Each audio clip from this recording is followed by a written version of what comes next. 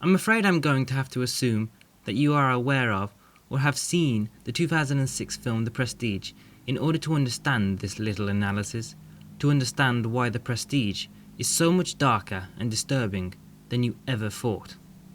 Behind the ingenious, tightly wound, twisty-turny, non-chronological narrative, The Prestige, on the face of it all, tells quite a simple story which is relatively easy to understand.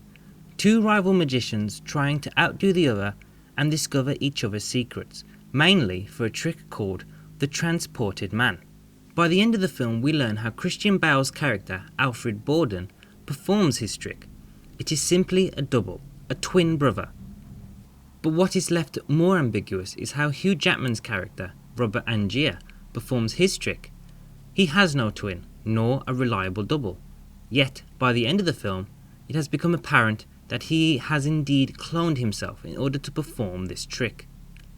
Some have disagreed that the film deals with clones and scientific machines that allow cloning, but if you put that aside and assume that Angier really has managed to clone himself, you will discover an extremely dark and frankly disturbing truth beneath all this trickery and manipulation. The final shot of the film reveals several clones of Angier in water tanks. On the surface, this is relatively easy to understand.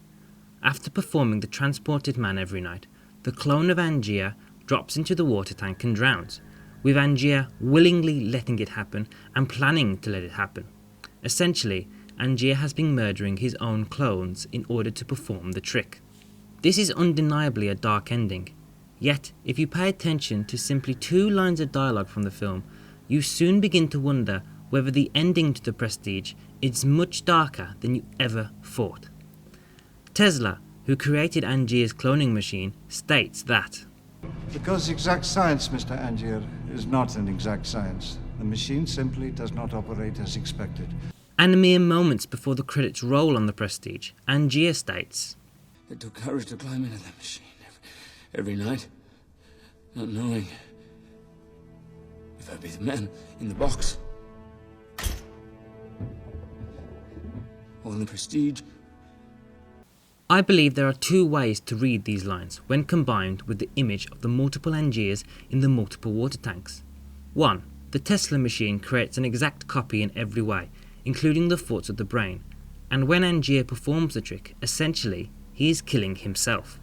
The version that falls into the tank is Angier, and the version that appears in the Prestige part of the trick is Angier as well.